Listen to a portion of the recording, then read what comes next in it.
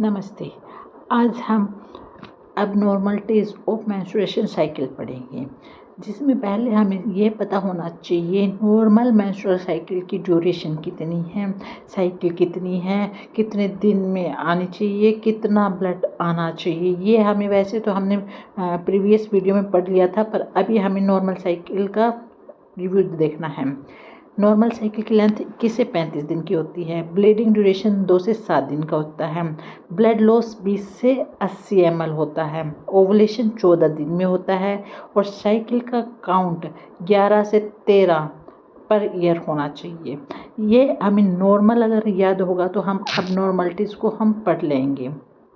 अभी normal cycle कितनी होती है और ये साइकिल के बेस पे एबनॉर्मलिटीज़ होती है, ब्लीडिंग के बेस पे एबनॉर्मलिटीज़ होएगी और जो ब्लड लॉस होता है इसके बेस पे भी एबनॉर्मलिटीज़ होती है। और ओवुलेशन होता है, ये भी नॉर्मल होता है, पर नहीं होना ये भी एबनॉर्मलिटीज़ में है। तो हम नॉर्मल एबनॉर्मलिटीज़ ऑफ एमसी के बारे में जानते हैं। अब तो नॉर्मल मेंस्ट्रुएशन साइकिल में सबसे पहला आता है अमनोरिया। अमनोरिया क्या होता है? पीरियड्स गायब होना, मेंसेस एब्सेंट होना। या तो ये दो टाइप के होते हैं, ये प्राइमरी और सेकेंडरी। प्राइमरी में क्या होता है? पीरियड्स कभी स्टार्ट ही नहीं हुआ और सेकेंडरी में पहले आया और फिर एकदम बंद हो गया। ये है अमनोरिया की सेकेंडरी टाइप। अब हम प्राइमरी और सेकेंडरी को डीपली पढ़ेंगे। तो सबसे पहले क्या आएगा? प्राइमरी एबनोरिया।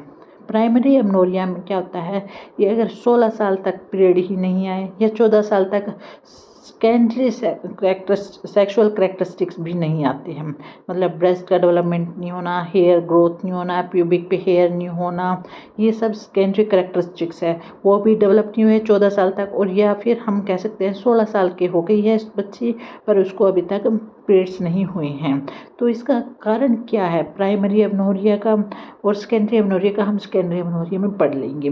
पर प्राइमरी एबनोरिया जो 16 साल तक पीरियड्स नहीं आए हैं उसका क्या कारण है, ये हमें जानना बहुत ज़रूरी है। अगर हमें कारण पता हुआ तो हम अबनॉर्मलिटीज़ को ईजिली फाइंड आउट कर सकते हैं कि किस कारण से है। कारण हटा दिया तो बीमारी अपने आप हट जाएगी। तो इसमें डॉक्टर सबसे पहले सोचता है कि यूट्रस है भी या नहीं, हॉर्मोन्स आ भी रहे हैं या नहीं आ रहे हैं। ये मेन कारण, मतलब कई बार यूट्रस ही प्रेजेंट नहीं है इसलिए स्टार्ट ही नहीं हुए हैं, जिसको एजेनेसिस और कंजेनाइटल अबनॉर्मलिटीज़ के कारण किसी बच्चे में यूट्रस नहीं होता है। ये किसी में क्या होता है?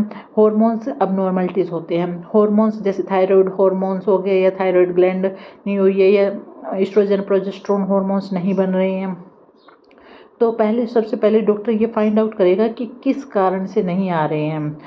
तो मोस्ट कारण क्या है? Turner syndrome. ये क्या है?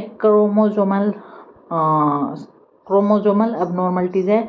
इसमें एक्स क्रोमोजोम्स मिसिंग होते हैं, मतलब एक्स क्रोमोजोम्स इसके अंदर प्रेजेंट नहीं होएगा, जिसके कारण पेशेंट की हाइट छोटी हो जाती है, वेब्ड नेक हो जाती है, मतलब बैठी हुई गर्दन हो जाएगी, चेस्ट का साइज मतलब ब्रॉड होएगा, बाहर की तरफ निकला होएगा, ओवरी भी चिपकी हुई सी मिलती है।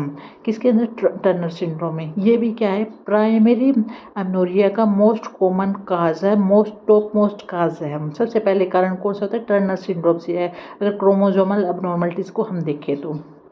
अब पेशेंट की फिजिकली ही हम जब देखेंगे तो पेशेंट ऐसे दिखने लगेगा, हाइट छोटी दिखेगी, गर्दन बिछी हुई दिखेगी और चेस्ट भी बाहर की तरफ उभरी हुई लगेगी। और अगर हम यूएसजी करेंगे तो ओवरी भी क्या होती है? चिपकी हुई दिखती है। इसके कारण क्या होता है? एस्ट्रोजन नहीं बनता, ओवुलेशन नहीं होता, पीरियड्स नहीं होते। किसके कारण? टर्नर सिंड्रोम के कारण। अगर बच्ची टर्नर सिंड्रोम में से सफ़र कर रही है तो।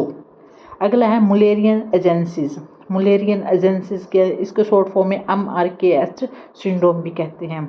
मुलेरियन एजेंसीज मतलब एब्सेंट ही है, यूट्रस ही नहीं बना है। मुलेरियन जो डक्ट हमने पढ़ा था उसके अंदर क्या था? यूट्रस बनाने वाले डक्ट होती है मुलेरियन, वो ही एब्सेंट है, जिसके कारण क्या है? यूट्रस नहीं बना। ओवरी बना है, ब्रेस्ट बना है, फीमेल का अपीयरेंस है, पर इसके अंदर यूट्रस क्या है? यूट्रस बना ही नहीं है, यूट्रस बनना ही भूल गया। तो जिसके कारण जो सैड होती है, जो एंडोमेट्रियम सैड होती है, वो नहीं हो पा रही है। एंडोमेट्रियम लेयर सेडिंग नहीं होगी तो मेंसेस नहीं आएगा। ओवरी ने तो अपना हार्मोन्स दे दिया है कि सेड करो, पर किसको सेडिंग करें, वो होना भी तो चाहिए। तो यूट्रस की लेयर ही नहीं है, मतलब uterus totally uterus remove absent है, उसे कहते हैं मुलेरियन एजेंसीज, जो कि सेकंड टॉप मोस्ट कारण है प्राइमरी एमनोरिया के। तो ये प्राइमरी एमनोरिया के सेकंड मोस्ट कारण मुलेरियन हो गए। ये हम इसके बारे में डीपली पढ़ेंगे, कंजेनाइटल एबनॉर्मलिटीज इन पीड्स। ओके, तो हमने एजेंसीज का मतलब होता है एब्सेंट होना, ठीक है। क्या एब्सेंट था? Uterus, Mullerian agencies, Mullerian duct नहीं थी, जिसके कारण क्या हुआ, प्राइमरी एमनोरिया आने में दिक्कत हुई।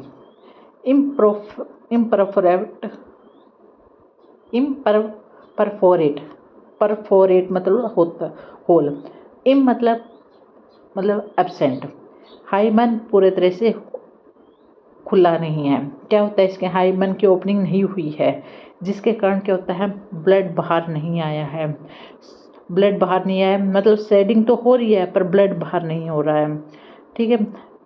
एंडोमेट्रियम झड़ रही है, पेट उसका बाहर की तरफ उभर रहा है। सिम्टम्स क्या होगा कि कैसे पता चलेगा, इम्परफोरेट है, मंथली पेन हो रहा है, जैसे मेंसेस में क्रैम्प आते वो आ रहे हैं। लोअर एब्डोमेन सोज गया है क्योंकि ब्लीडिंग अंदर ही अंदर इकट्ठी हो रही है। ब्लू ब्लेजिंग हाइमन बाहर की तरफ उभरा हुआ आ रहा है, बाहर की तरफ फटने को हो रहा है, पर वो होल ओपनिंग नहीं है। तो जिसके कारण ओपनिंग नहीं है तो क्या होता है, ब्लड अंदर इकट्ठा हो रहा है और बाहर की तरफ प्रेशर डाल रहा है। ये होता है प्राइमरी एमनोरिया। अब हम अगली वीडियो में पढ़ेंगे सेकेंडरी एमनोरिया। तब तक के लिए थैंक यू, बाय बाय।